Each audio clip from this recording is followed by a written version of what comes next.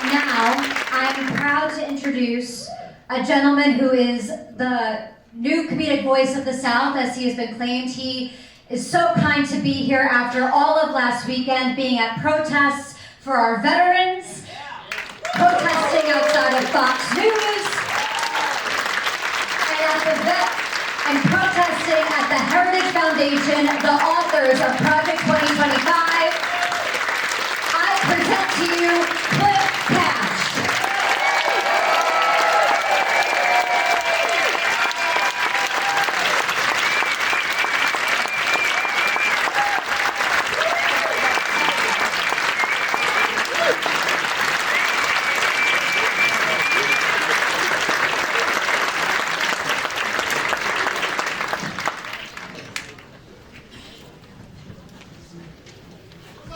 Look like Donald Trump up here, unable to drink water.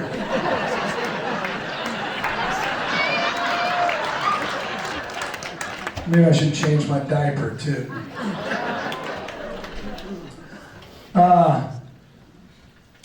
Thank you for the laser beams of hatred that you were directing. It was intense, and they deserve it. It was weird to be pretending to be them.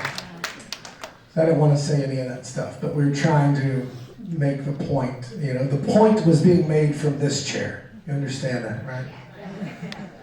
These people don't have a spine, and that's why that was my go-to answer. They know this is wrong. Give the Rouzer and Thom Tillis, they're stupid, but they're not that stupid. They know this is wrong. Almost all of them know this is wrong. Some of them are paid Russian assets. I promise you history will show that. I bet you everything I got. We need to focus on the people and the entities that we can get to, especially the people who are the architects of everything you hate right now. Because Americans in this country feel uneasy and anxious, right? You feel despair. You wake up every morning with dread in the pit of your stomach. And it's the Heritage Foundation making you feel that way, and you need to go there and make them feel that way.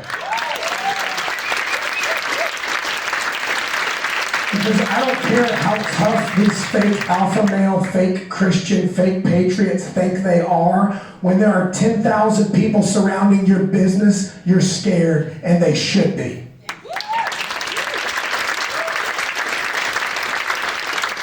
And I love this event, and I love Indivisible and these awesome people for putting this on. I love Deb for being here. I love my brother for doing this with me. I love you for coming.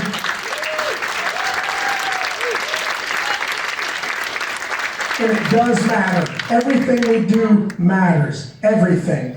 And if you can't march and you can't travel, you can share stuff on social media. You can put a sign in your yard. You can make a donation. Even if you can only afford $5, find the best place to direct that $5. Everybody can do something. And while it's amazing to go to events where you live, I do want to encourage you to go to events where they live.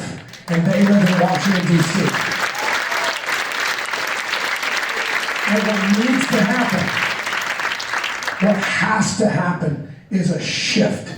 An utter, tangible, palpable, undeniable shift has to happen in this country where the whole world sees us in the streets of D.C. to the point that it is undeniable, that it is stifling.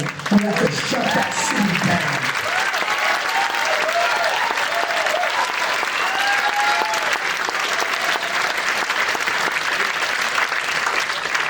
I would love for every one of you and 10 of your closest friends to show up in Washington, D.C. on April 5th for the 5051 protest in D.C. It's going to be massive, but it needs to be more massive than it already is going to be.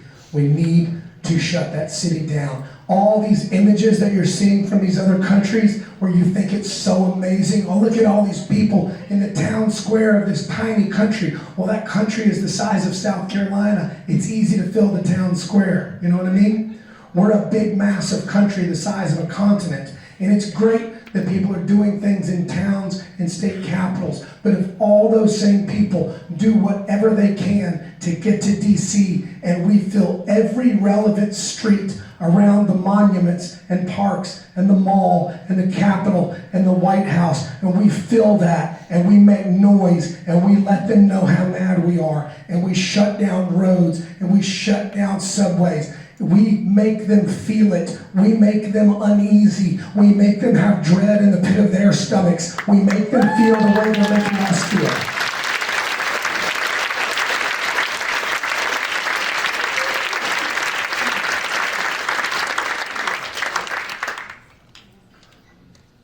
I'm just a guy. I am not even a famous comedian. I'm an unfamous comedian. A broke, unfamous comedian who almost succeeded at a couple things a couple times. I'm not bigger than you or smarter than you or better than you. I'm not. I'm just like you. Every one of you can do anything you want to do, but you gotta fucking do it. Excuse my language. Lao Tzu said, a journey of 1,000,000 miles begins with one step. You have to take the step. And instead of coming to me and go, I got an idea, here's what you should do, because what I'm going to say is, congratulations, that's what you should do. You go look in the mirror and tell yourself that idea, and then you go do it. But I do want to tell you my ideas. I have a 5-part plan, and I've already put it in place. I built a website called DonaldLovesVladimir.com. It is the most comprehensive body of information you will ever find anywhere, outlining his ties to Russia going back decades. Even people in my own party, even my own very politically wise friends who are liberals, even my buddy Willis, who is a former Army intelligence officer and one of the heads of the NAACP in Ohio, told me I was crazy for saying Donald Trump is a Russian asset. Even liberals told me I was crazy. For years, I've been saying this for years. Let me tell you guys, I was right. He's a Russian asset. I promise you. His foreign policy couldn't benefit Vladimir Putin more if he wrote it himself, because he did. Hungary is another way to say Russia. He is a Manchurian candidate just like Trump is. Project 2025 is the blueprint that Vladimir Putin wants to see happen. The first thing they did was destroy USAID because Putin hates it. That's why. Everything that's happening, it seems messy, and it seems accidental, and it seems unorganized, and it probably is. All this stuff with Doge, I get that they're incompetent. I get they're breaking laws, and then the laws get enforced, and they have to backtrack. They don't care. The point of all of this, it's less nuanced than we think. The point of all of this is to destabilize every single facet of American society, from our currency, to our education, to our healthcare, to our military intelligence, to our law enforcement. That is the only goal, and it's working. And one of the main people from Heritage Foundation said the other day in an interview, Project 2025 is happening faster and more effectively than my wildest dreams. And we have yet to fill the streets of DC. Everybody needs to know that, and you need to make sure that everybody you know knows that. So here's my plan. DonaldLovesVladimir.com. I built the website. We're getting insane traffic. I have a Canadian volunteering to help me with the search engine optimization. Another volunteer built the website. Other volunteers did the research. I've raised over $30,000 already. I have billboard trucks, 4 of them, digital billboard trucks, 4 of them, rolling around Washington, D.C., 8 hours a day, circling the White House, circling the Capitol. People in D.C. are going to see that website. People in D.C. that don't already know are going to start to know Donald Trump is a Russian asset. More importantly, I'm letting him know that we know, right? Yes. Here's the plan. Heritage Foundation. Again, it's something you can get to. It's people that you can get to. you can go outside their building and stand 10 feet from it and make them really, really uncomfortable. And you should. You should call them until they change the number. You should email them until they change their emails. If you're a hacker, you should crash the site. You should do whatever kind of creative shit you can do to attack these people because they deserve it. And I'm not going to let up on it. Kevin Roberts, the architect of the whole thing, wrote in his book that your vice president wrote the foreword for. He wrote, "Our revolution will remain bloodless if the left allows it." They think that they are going to topple that shining light on the hill, the land of the free and the home of the brave, and that we're not going to fight back. And they are fucking wrong.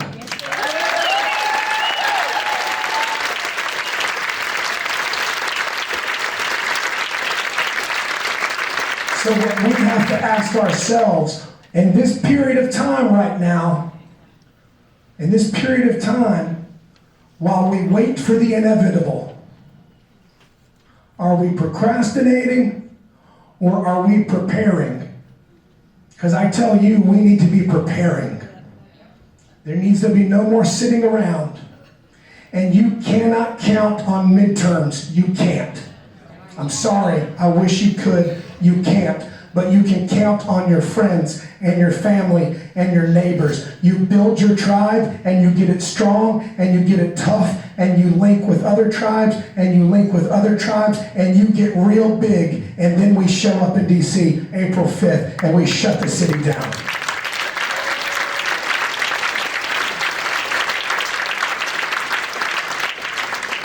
Here's another way I think we can do it. I'm trying to target some focus towards veterans. This country, everyone in this country, needs to see and hear veterans speaking out against and standing up against this fascism.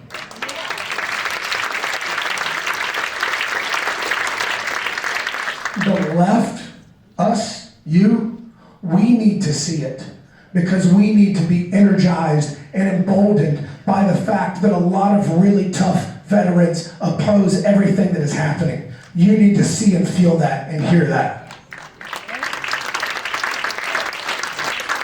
The right needs to see it because the right needs to be sobered and awakened to the fact that they do not have a monopoly on patriotism or military or toughness.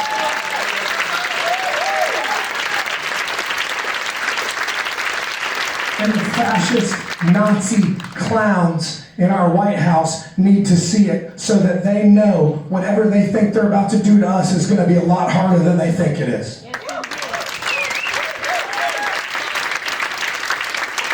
I'm making veteran videos. Right now I have 10 editors making 10 videos apiece. Each video has 10 veterans in it. That's 1,000. We're going to pump out 1,000 clips, 1 minute long, of 1,000 different veterans talking about why they oppose what's happening, talking about supporting Ukraine, talking about being against Nazis and fascists.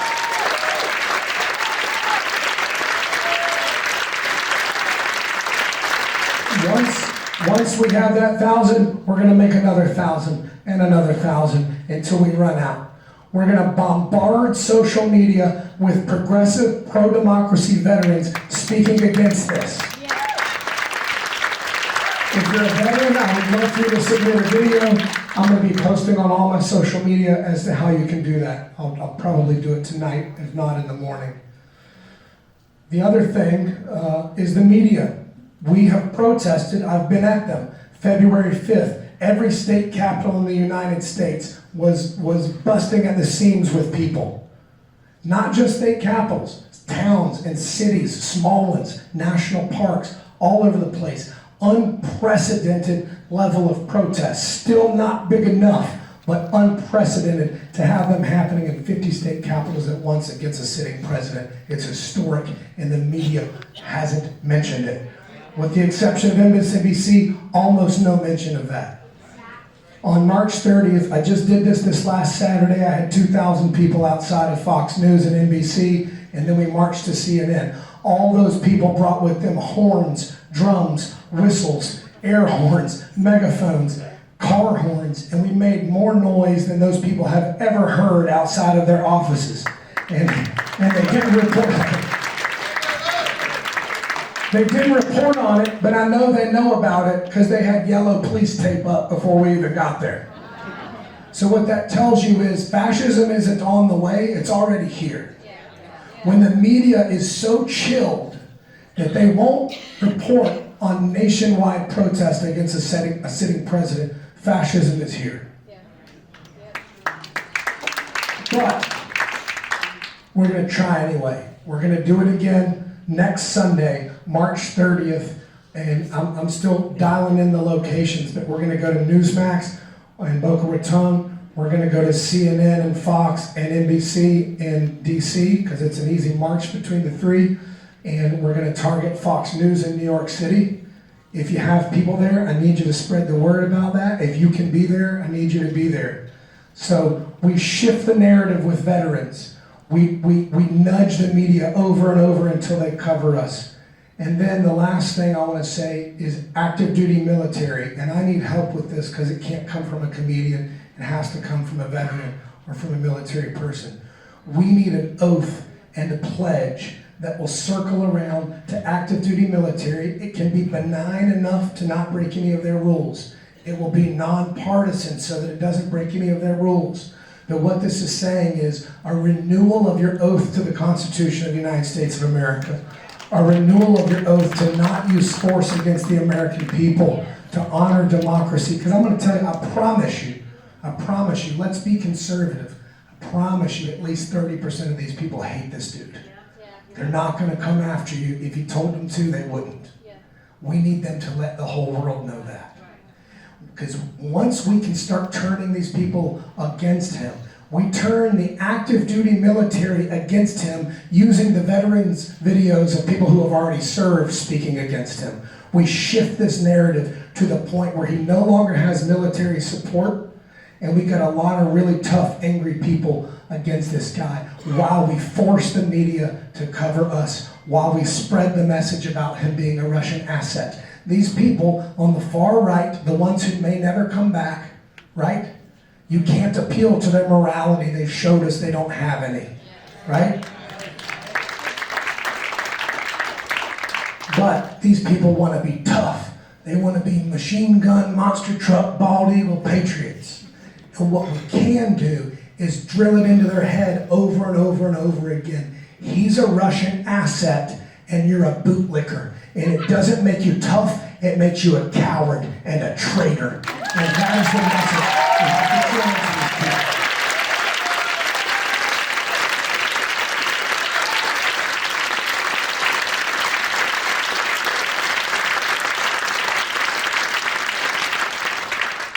I know it's scary, because I'm scared too. I mean, every day, I don't want to do this. I don't want to go to DC last weekend. No offense to you, I don't really even want to do this.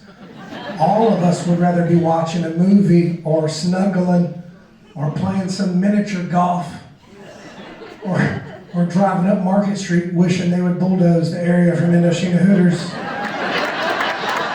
Right? Or trying to count the amount of storage unit places. We're here because we feel like we have to. We're here because every day we feel I got to do something. Anything.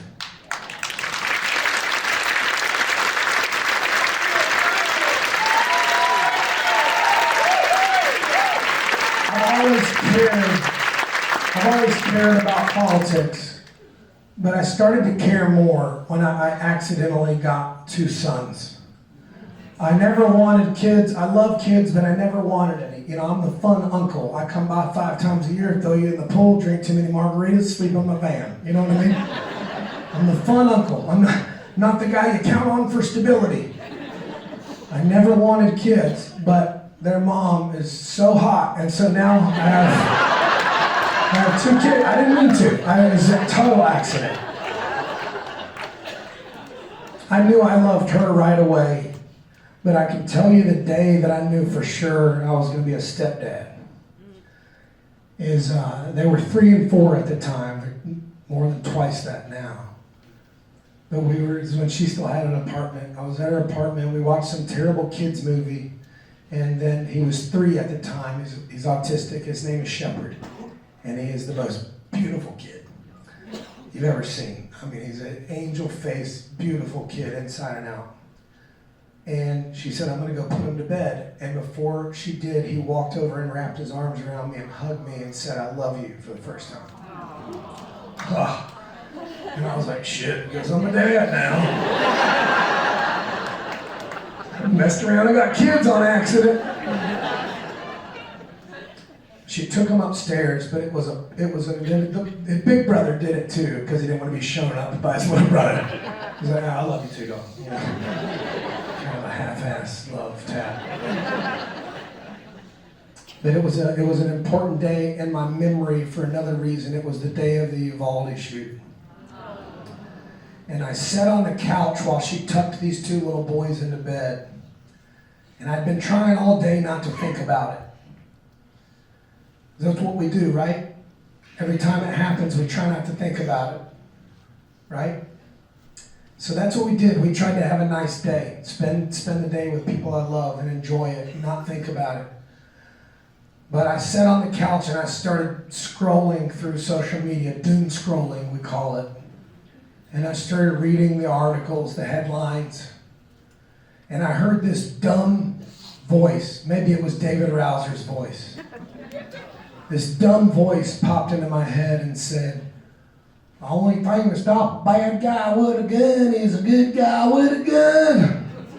It was a dumb voice saying a dumb sentence. And I kept reading, and I read that there were 167 good guys with guns who did nothing for an hour and 9 minutes. And it reminded me how stupid that statement is. How stupid a group of people have to be to think that nothing should be done about that, and we should somehow fight against books like that's the problem.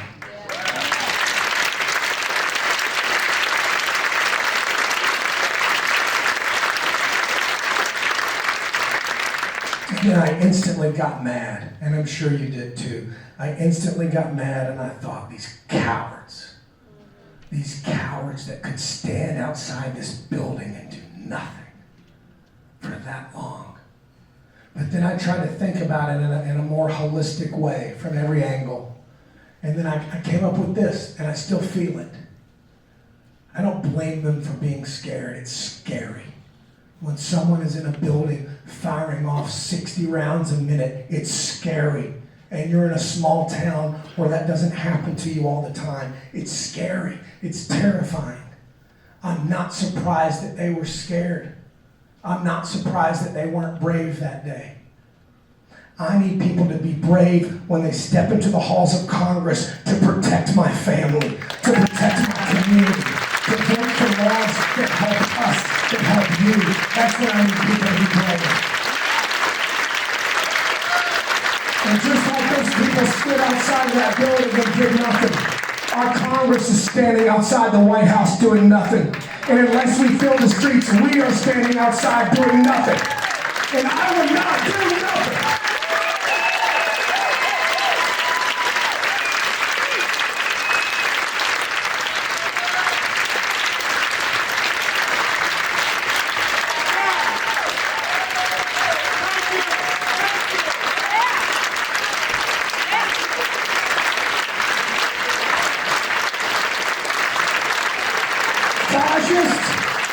Fascists feed on fear, and we have to fucking starve them! Alone, each of us is a drop of water. Together, we are a flood. And fascists can't swim, that's what I heard.